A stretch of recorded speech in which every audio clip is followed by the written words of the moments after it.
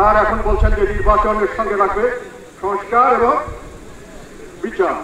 সংস্কার এবং বিচার কন্টিনিউয়াস প্রসেস। বিচার তো চলতেই পারে, 1 বছর আপনি না করলেন পরে 10 বছর পরেও বিচার হতে পারে, বিচার চলবে। তার জন্য আপনার বিচারের জন্য ওয়েট করলে আপনার 50 বছর আপনি নির্বাচন করতে পারবেন না। আর সংস্কারের নামে যেটা হচ্ছে সেটা সার্কাস।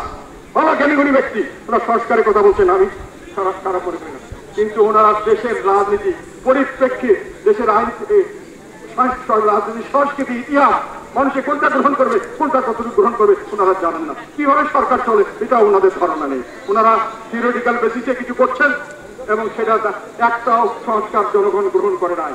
নারী সংস্কার গ্রহণ করেছে, মিডিয়ার সংস্কার গ্রহণ করেছে, এনবিআর এর সংস্কার গ্রহণ করেছে, কোনটাই মানুষ গ্রহণ করছে না। এখন ওরা বসে হেডটেল করছেন, 3 জন বলছে এই, 4 জন বলছে, তার মধ্যে আমাদের বাদ দেওয়া হয়েছে আর একটি বড় রাজনৈতিক দলকে বাদ দেওয়া হয়েছে। বলে আপনারা 50% লোক নিয়ে সংস্কারের কথা বলছেন, পার্লামেন্টে এগুলো পাস করতে হবে, তখন আমরা কি করব?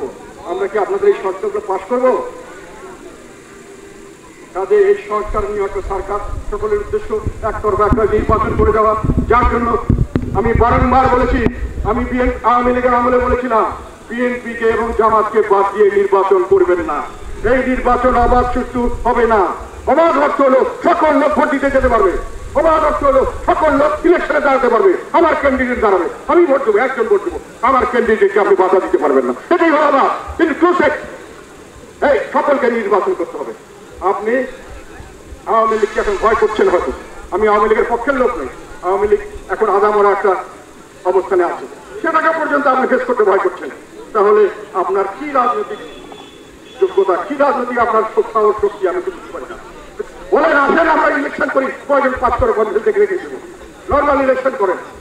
বলে এই তন্ত্র দিয়ে ইলেকশন যেমন হওয়ার সম্ভব হবে না, সুষ্ঠু নিরাপদ, এবং এই যে সরকার দল একটা করেছেন, সেই দল রেজিস্ট্রেশন হয় নাই, সেই দলকে নিয়ে ওনারা সিম্বল হবে কি না হবে এটা নিয়ে মারপিট করছেন। ওনারা কবে যাবেন, কি করবেন, তারা কি বলছেন এটা নিয়ে মারপিট করছেন।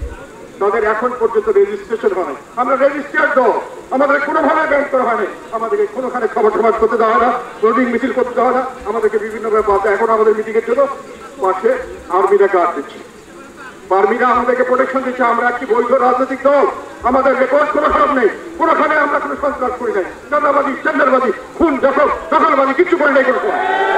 আমরা সবাইকে আশ্রয় দিয়েছি, বিএনপি বিপদে বলছে আমরা আশ্রয় দিয়েছি, জামাত বিপদে বলছে আমরা আশ্রয় দিয়েছি। আমরা মানুষের সবসময় দুঃখে তাদের পাশে দাঁড়িয়েছি, মানুষের সবসময় মানুষকে রক্ষা করার চেষ্টা করেছি।